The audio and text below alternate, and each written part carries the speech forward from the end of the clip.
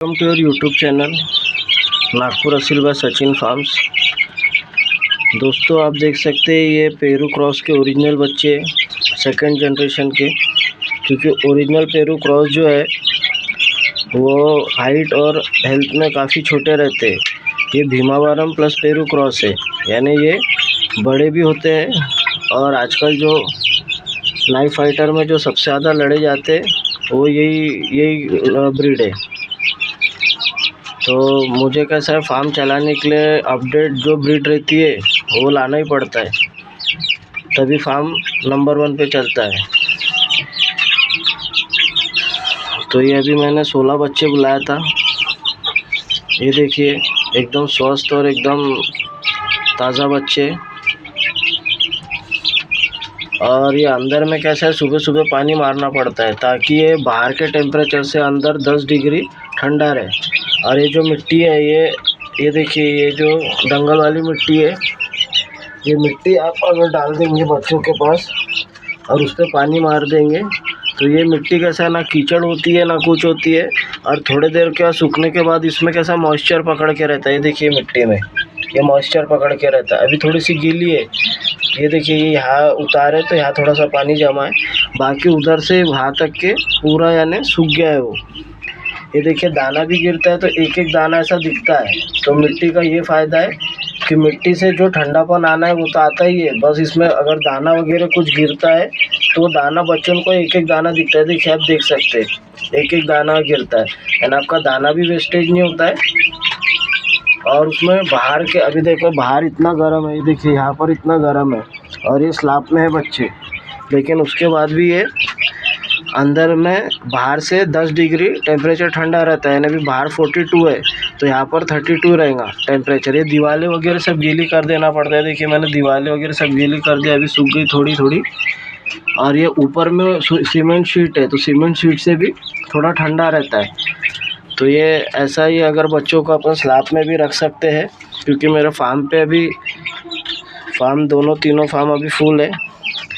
और ये जो बच्चे हैं ये मैं पहली बार बुलाया हूँ पेरू क्रॉस के, क्योंकि अभी इसी का ही सबसे ज़्यादा चलन चल रहा है ना। और ये देखिए ये पानी इनका एकदम साफ़ सुथरा है, इसमें मैंने मेडिसिन डाला हुआ एंटीबायोटिक, लेकिन इतना अगर साफ़ सुथरा पानी दिए तो तभी बच्चों को कोई बीमारी नहीं आती। और जो मेडिसिन का पानी पीते हैं उससे जो उनको आने वाली बीमारी आती है, नहीं तो क्या होता है कई बार इतना गंदा पानी रहता है कि मेडिसिन डालने पर वो गंदगी से बच्चे बीमार हो जाते हैं। सोचते हैं कि अरे मेडिसिन डालने के बाद भी बच्चे बीमार क्यों हो रहे, लेकिन वो पानी इतना गंदा रहता है जो पानी के कारण होते हैं। अभी देखो इन आधा डब्बा खाली कर दिए सुबह से, लेकिन पानी थोड़ा सा भी गंदा नहीं। ये मिट्टी की यही खासियत है कि ये मिट्टी से यानी वो मॉइस्चर पकड़ के रहती है, इसलिए उड़ती नहीं है मिट्टी। थोड़ा हल्का और शाम के टाइम पानी मार दिए तो एकदम, और पानी मारने के बाद बच्चों को पहले बाहर निकाल दिए, क्योंकि क्या होता है कि अगर पानी मारे तो बच्चे गीले हो गए तो उससे नुकसान हो सकता है। अब देखिए यार, ना बच्चे कुछ हाँफ रहे हैं ना इनको गर्मी का कुछ एहसास हो रहा है। अभी इनने पेट भर के खा लिए, अभी ये जिसको पानी पीना हो पानी पी रहे। तो इतना अगर साफ़ सफाई का आप मेंटेन रखेंगे तो मुझे नहीं लगता कि इनको कोई बीमारी आएंगी। और टाइम टू टाइम इनको वैक्सीन किए, डीवॉर्मिंग किए। अभी मैं एंटीबायोटिक और मल्टीविटामिन चला रहा हूँ, सुबह एंटीबायोटिक का पानी देता हूँ, शाम में मल्टीविटामिन का। तो उसके कारण आप बच्चे देख सकते हैं, बच्चे इतने दूर से आने से, ये तमिलनाडु ईरोड के भी आगे जो गोदावरी ईस्ट है वहाँ से बच्चे आए हैं। और इतने दूर आने से भी देखिए पूरे बच्चे एक्टिव है, पूरे बच्चे एकदम एक्टिव है। ये देखिए अभी ये 1 महीना यहाँ रह जाएंगे, फिर उसके बाद वो खुद ही क्वालिटी शो करेंगे। अभी कैसा है, थोड़ा सा दूर से आने से अभी 2-3 ही दिन हुए ये आए। तो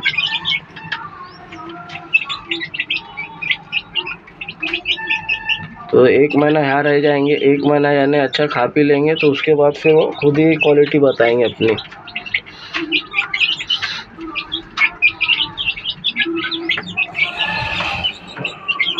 अभी मैं बहुत ही जल्द एक पेरू क्रॉस का भी एक फार्म बनाने वाला हूँ। तो पेरू क्रॉस का फार्म बन गया तो फिर मेरे पास हर वैरायटी अवेलेबल रहेंगी। गावरानी से, असील से, मद्रासी असील से और पेरू क्रॉस हर ब्रीड अवेलेबल रहेंगी। ये नई ब्रीड है, ये पेरू क्रॉस के पहली बार ही मैंने बच्चे मंगाया हूँ, और वो भी मैं किसी से इंस्पायर्ड होकर मंगाया हूँ, क्योंकि पहले मुझे लगता था कि अपनी जो ब्रीड रहती वही सबसे अच्छी रहती। लेकिन क्या है कि जो दूसरे लोग भी मेहनत करते हैं तो वो अपने से कभी कभी अपने से भी बहुत ज़्यादा उनके यानी पढ़ाई रहती है, बहुत ज़्यादा एजुकेशन के साथ वो ब्रीडिंग करते हैं और उसके बाद उनका रिज़ल्ट आता है और तभी वो बड़ी बड़ी यानी फ़ाइट कराते हैं। अभी आपने देखे होंगे इस साल जो पोंगल में 1,25,00,000 की जो बेट हुई थी, उसमें जो मुर्गा बेट किया था वो भीमावरम प्लस पेरू क्रॉस ही था, है ना। तो वही चीज़ से मैं इंस्पायर्ड होके अभी वही फील्ड में है तो वही फील्ड में अपने को एकदम अपडेट करना पड़ेगा ना। तो इसलिए ये ब्रीड बुलाने का कारण ही वही, हालांकि ये बहुत महंगी है, लेकिन अब जब वो फील्ड में है तो क्या महंगा और क्या सस्ता, फिर तो जो करना है वो तो करना ही है ना। तो इसीलिए मैं ये ब्रीड बुलाना मेरा वही मोटिव है, और वही करूँ जो सर थे जिनने वो बेट जीते थे उन्हीं की मुर्गे से मैं इंस्पायर्ड होके पीछे भी मैं थोड़ा ज़्यादा मेहनत कर रहा हूँ। अभी यकीन नहीं मानो, 10 बज रहे होंगे और रात में 1 बजे तक क्या नहीं, जैसा मैं फार्म से आया, नहाया धोया, खाना खाया, 1-2 घंटे तो देता ही हो, सुबह 1-2 घंटे और शाम 1-2 घंटे। अब दिन भर इनको ऐसा है तो ये दिन भर इनको जरूरत पड़ती है, भूख लगी तो खाना खाते और ये पानी। और मैं इनको बड़े शौक से, देखिए तरबूज दिख रहे होंगे आपको, ये तरबूज रोज़ एक दो तरबूज लाते हैं। अभी जाने के पहले इनको तरबूज काट के दूंगा। तो ये जो आज मुझे ये फील्ड में 15 साल हो रहे हैं, लेकिन 15 साल का जो पहला साल था, मैं जो जोश के साथ फार्म चालू किया था, आज ये ब्रीड लाकर मुझे वही जोश मेरे अंदर वापस आ गया है। ये ब्रीड जो है वो बहुत ही अल्टीमेट ब्रीड है, क्योंकि मैंने इसको जब भी लड़ते हुए देखा, जब भी फाइट करते हुए देखा, तो ये ब्रीड ने कभी निराश नहीं की। बहुत सुपर फाइटर है ये। बाकी तो मैंने सभी यानी ब्रीड लाया हूँ, सभी ब्रीड बड़े भी किया हूँ, सोल्ड भी किया हूँ, लेकिन ये एक ब्रीड बची थी जो मेरी बहुत दिनों से इच्छा थी, लेकिन इतनी कॉस्टली होने के कारण मैं इसको परचेस नहीं कर पा रहा था। लेकिन इस बार बहुत मैंने हिम्मत लगाई और मैं बोला एक बार मंगा के देख ही लेंगे, तो फाइनली मैं बुला लिया हूँ। तो आप भी देखिए, जिसको अगर कुछ सक्सेस करना है पोल्ट्री फार्म के इसमें, क्योंकि पोल्ट्री फार्म में क्या होता है, बहुत लोग फेलियर होने का कारण ही वही रहता है कि लोग सोचते हैं खाली मुर्गी पालना है, मुर्गे पालना है और उसमें प्रॉफिट कराना है। लेकिन प्रॉफिट तभी होता है जब आपकी कुछ प्लानिंग रहती है। अगर आपका अंडों का अच्छा मार्केट है तभी अंडों की मुर्गियाँ सक्सेस है, और अंडे भी कब चूज़े डालना है, कब अंडे उसके होंगे, वो सब पहले से प्लानिंग करना पड़ता है। अब मुझे कैसा है, मेरा ऑलराउंडर काम है, मेरे पास मुर्गे भी सेल होते हैं, असील के भी होते हैं, मैं ट्रेन करके भी देता हूँ, और गावरानी भी मुर्गियाँ सेल होती है, तो उसके कारण मुझे हर चीज़ में अपडेट रहना पड़ता है।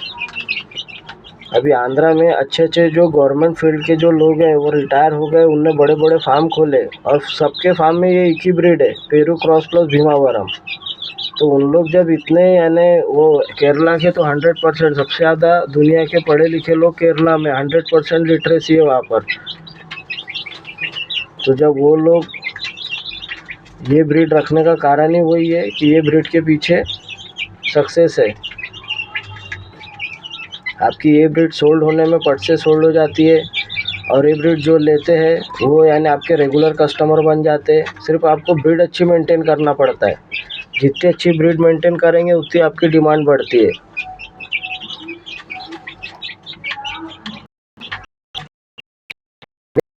शुरुआत अभी देखते हैं रिजल्ट कैसे क्या है। I hope positive he result आएगा, क्योंकि मैंने भी जिससे लाया हूँ उनका भी बहुत नाम है, फार्म का भी बहुत नाम है। हालांकि लैंग्वेज में बहुत प्रॉब्लम हुई थी, लैंग्वेज उनकी समझने में, लेकिन क्या है जब अपने को करना पड़ता है तो लैंग्वेज का कोई चीज़ आड़ी नहीं आ सकती। जब अपन ने ठान ली कि करना ही है तो फिर करके इंसान रहता है। तो हिसाब से मैंने लैंग्वेज को ट्रांसलेटर वो ऐप डाउनलोड किया। उसके बाद वो जो उनकी लैंग्वेज थी तमिल या तेलुगु जो लैंग्वेज है उसको ट्रांसलेट किया हिंदी में। फिर यहाँ से मैं हिंदी में मैसेज करता था उनको, वो उर्दू यानी जो तेलुगु है जो उनकी लोकल भाषा है उसमें वो ट्रांसलेट होके उनको पता चल जाता था। फिर वो वैसा मैं कन्वर्सेशन किया उनसे। तो अभी मेरे उनसे अच्छे संपर्क बन गए। मैं अभी उनसे कितने भी बच्चे बुला सकता हूँ। और पहली बात कैसा है, उनने जेन्युइन जो जैसा बच्चे बताए वैसा भेजे। और उसके बाद उनने मेडिसिन भेजे, यानी वो उनने बताया कि ये ब्रीड का ऐसा है, इसको ऐसा रख सकते हैं। उनने काफ़ी नॉलेज भी दिए, तो उसके कारण मुझे वो बहुत पसंद आया। तो आपको भी अगर किसी को बुलाना रहे तो आप मुझे कांटेक्ट कर सकते हैं। मेरा कांटेक्ट नंबर तो डिस्क्रिप्शन में दिया ही रहता है। और ये सबसे यानी अच्छा चांस है जो नए लोग पोल्ट्री फार्म चालू कर रहे हैं ना, वो आप मुझे फ़ोन करके पूछ सकते हैं इसके बारे में। क्योंकि बाकी ब्रीड में और ये ब्रीड में बहुत ही यानी बहुत ज़्यादा फ़र्क है।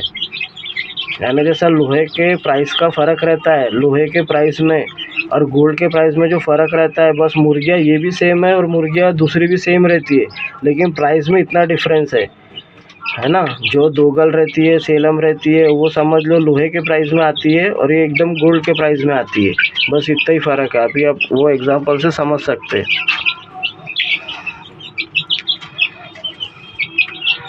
तो ठीक है, अभी वीडियो काफ़ी लंबी हो रही है। जिसको भी ये इसका नॉलेज, इसकी जानकारी होना, या फिर आपको फार्म जैसा जो नए फार्म खोल रहे हैं, तो आप कैसा है फार्म में इतना सारा इन्वेस्ट करते फार्म बनाने के इसमें, और फिर वो उसमें कोई भी अगर गलत ब्रीड डाल दिए तो फार्म उतना रिस्पांस नहीं आता है, अपना खर्चा उतना निकल नहीं पाता है करके वो डिप्रेस होके फिर फार्म बंद होने की कगार में आ जाता है। इसलिए आप ब्रीड का जो सिलेक्शन करें वो ऐसा करें ताकि आपको मल्टीपल में आपकी इनकम हो।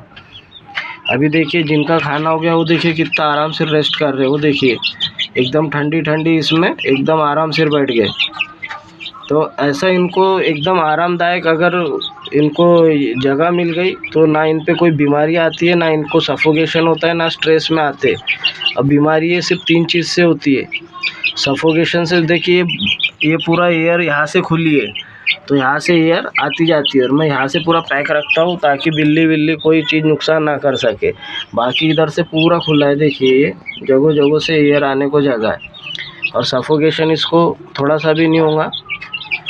और स्ट्रेस का तो सवाल ही नहीं है क्योंकि इतना इनको मैंने ठंडा करके रखा हो यहाँ पर। और अभी मैं वाटरमेलन इसमें डाल के जाऊँगा, मैं फार्म पे जाऊँगा तो ये आराम से खाते रहते और बढ़िया रहते।